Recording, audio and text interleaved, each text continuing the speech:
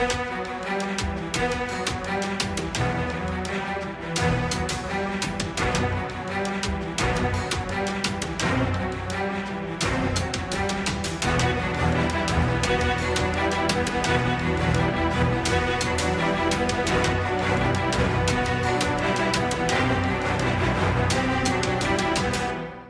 टेन्शनच नाहीये।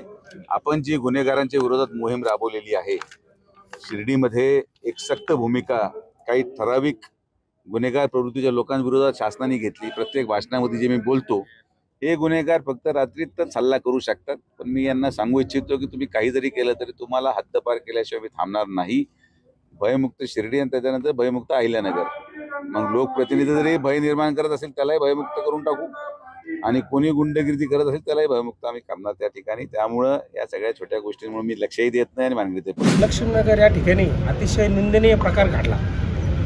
त्यात झाला असं काल 1 ते 1:30 ते 2च्या दरम्यान आमच्या मंडळाचा परवाच्या दिवशी विसर्जन मिरवणूक होती, गणपतीची विसर्जन मिरवणूक वगैरे झाली, पार पडली।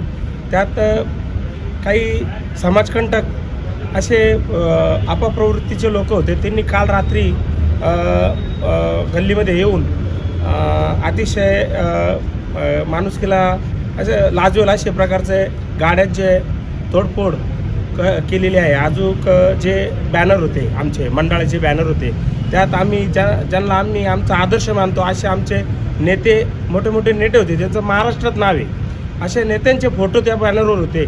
त्या समाजकंटकांनी त्या बॅनरवर अतिशय विकृत पद्धतीने ब्लेडचे एकदम छोटे छोटे तुकडे त्या बॅनरचे केलेले आहेत। तर असे जे लोक आहेत, आज आम्ही इथं सर्व समाज, आमचे लक्ष्मीनगरचे जे नगरसेवक असतील, माननीय निलेश दादा आहेत, मंगेश नाना आहेत, प्रतीक शेळके, सुरेश भाऊ वारणे, आम्ही सर्वजण या ठिकाणी आज आलेलो आहेत। आम्ही रीतसर गुन्हा या ठिकाणी दाखल करणार आहोत। आणि मला यातून एकच सांगायचं आहे, पोलीस निरीक्षक आपले गलांडे साहेब आहे, साहेब हे असे जे लोक आहेत यांचे तुम्ही 100% पूर्ण बंदोबस्त या ठिकाणी केला पाहिजे।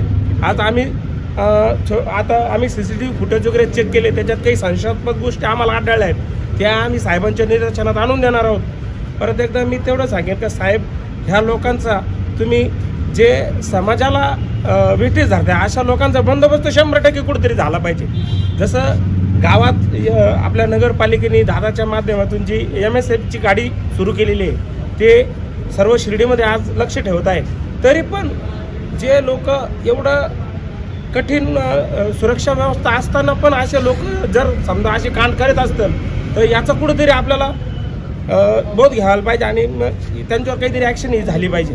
तरी आमच्या लक्ष्मीनगर वसाहतीमध्ये काही समाजकंटकांनी आमचे जे आदर्श नेते आहेत त्यांचं बोर्ड फाडले, आमच्या गाड्यांची नासधूस केली, नुकसान केली, व काही गाड्यांची तोडफोड केली, बॅटरीचं नुकसान केलं, साऊंड सिस्टीमचे काही वस्तू चोरून नेल्या।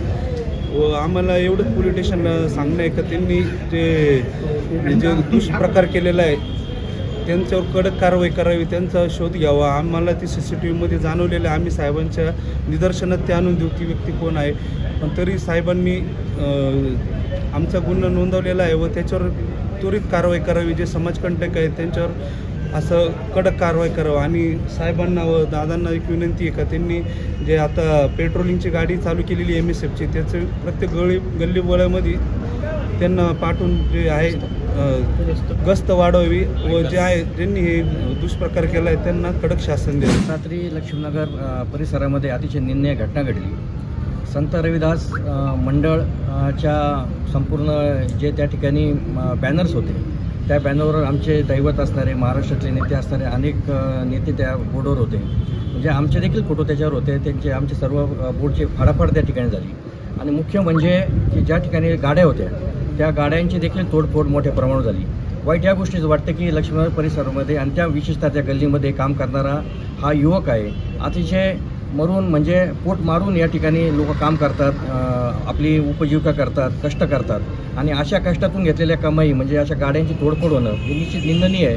त्याच्यामुळे आज या ठिकाणी लक्ष्मीनगरचे नगरसेवक मंगेश त्रिगुण असतील, सुरेश वारणे असतील, मी स्वतः आहे, प्रतीक शेळके. खरं तर अशा गोष्टी व्हायला नाही पाहिजे.